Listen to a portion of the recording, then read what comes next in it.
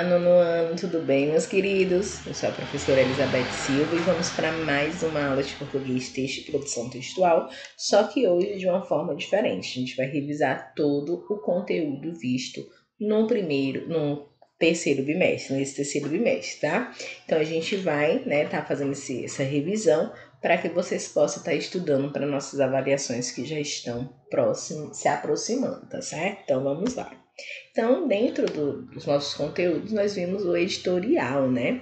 Que é um tipo de texto jornalístico que geralmente aparece no início das colunas e é diferente dos outros textos também que compõem um jornal de caráter informativo. Os editoriais, eles são, textos bem opinativos, embora eles sejam também textos de caráter subjetivo, eles podem apresentar certa objetividade, tá certo? Isso porque são os editoriais que apresentam os assuntos que serão abordados em cada seção do jornal, ou seja, política, economia, cultura, esporte, turismo, país, cidade, classificados, entre outros. Os textos são organizados pelos editorialistas, que expressam as opiniões da equipe e, por isso, não recebem a assinatura do autor, tá certo? Então, no geral, eles apresentam a opinião do meio de comunicação, revista, jornal, rádio, etc.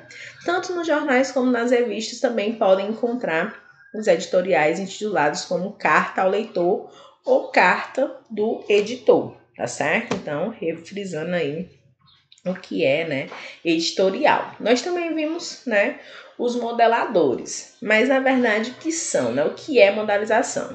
É um conceito advindo, da ciência linguística para definir os mecanismos de discursos que apresentam a função de manifestar o posicionamento do enunciador em relação àquilo que é dito, tá certo? Por não ser uma categoria estrutural da gramática, é bastante complexo realizar a classificação dos modalizadores da língua, cabendo seu entendimento à sua própria área de compreensão textual e mesmo da análise do discurso, tá certo? De forma geral, o modalizador é um elemento bem gramatical ou lexal, um dos dois, não?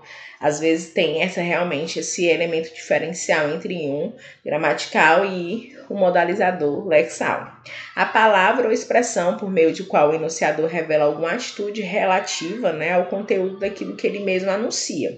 Assim mesmo, de forma bem encoberta, o enunciador deixa seus posicionamentos subentendidos ou sugeridos de forma que a influência, que vai influenciar o co-enunciador e compreender o enunciado sobre um determinado aspecto que lhe é, imposto ali, proposto, tá certo? E assim, nós também vimos os tipos de debate, um dos mais tratados nesse nosso bimestre foi o debate deliberativo, que é aquele, que delibera, que é tomar uma decisão, resolver algo mediante uma discussão. No debate deliberativo, os participantes pensam sobre o tema, elaboram hipóteses e argumentam sobre elas, ouvem os argumentos dos outros para decidir qual é a melhor decisão a ser tomada. Na escola, por exemplo, o debate deliberativo ele pode acontecer para decidir, por exemplo, sobre qual trabalho deve ser exposto no mural da escola ou ainda, onde ir numa viagem de formatura. Então, o grupo se reúne para negociar a sua decisão. No caso, como agir em um debate deliberativo? Você se lembra? Nós temos que pensar na situação, no tema proposto do debate, temos que elaborar hipóteses sobre a mesma decisão, sobre a melhor decisão. Temos que elaborar argumentos para defender a hipótese. Temos que ouvir as hipóteses e argumentos dos participantes. Temos que decidir sobre a melhor decisão a ser tomada. Lembrando, uma observação bem importante, pode haver negociação e mudanças de posição durante o próprio debate, tá certo? Então, você que participa de um debate deliberativo, você tem que estar bem aberto a aceitar, as alterações, a ser um bom ouvinte, e fazer uma boa análise, também não levando para o lado pessoal e sim pensando, no melhor para aquele objetivo que foi proposto para o acontecimento do debate, tá certo? Já o debate regrado é um tipo de debate que é realizado quando o tema do debate é polêmico, e seus participantes apresentam as ideias controversas. Essa atividade ela apresenta regras, e procedimentos bem específicos, o que requer tempo e preparação da equipe, tá certo? A disposição dos participantes no ambiente pode variar de acordo com a situação, ok? Então, assim, a linguagem utilizada geralmente é uma variedade padrão, mas pode ser menos ou mais formal de acordo com a situação, no caso no perfil dos debatedores, né? E a presença do público, o tema, local do debate, etc., vai ser bastante relativo, tá certo? Só voltando aqui um pouquinho sobre o debate regrado, que também deve ter, né, o mediador ali que vai organizar o debate, vai coordenar o debate para deixar bem organizado e não haver briga e confusão, tá certo? Nós vimos também sobre a resenha, né, gente? Sobre a resenha crítica. A resenha crítica também abarca em breve resumo inicial, mas exige a postura de quem escreve.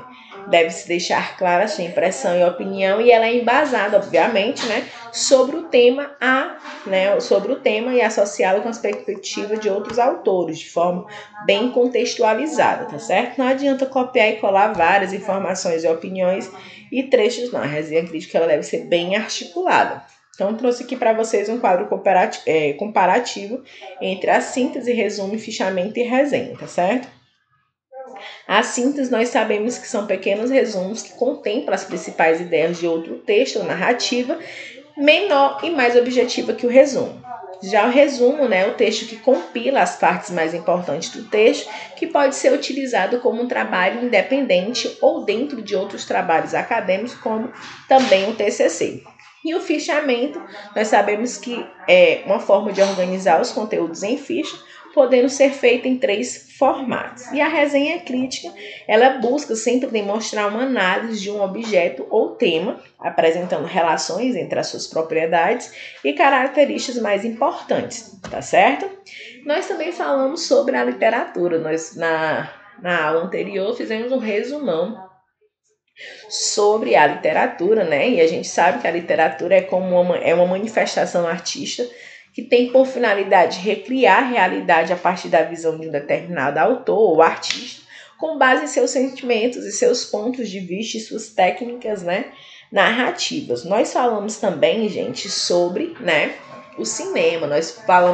Vimos a história do cinema, quando foi que foi criado o cinema, como foi os primeiros filmes passados, qual foi a estrutura, os principais autores, os principais filmes da época, a importância, né, do cinema, falamos sobre os longas-metragens. Então, pega esse material, volta um pouquinho aí, senta para estudar, para você estar fazendo aí uma boa avaliação que está se aproximando, tá certo? Então, um beijo grande, fiquem com Deus, até a próxima aula. Tchau, tchau.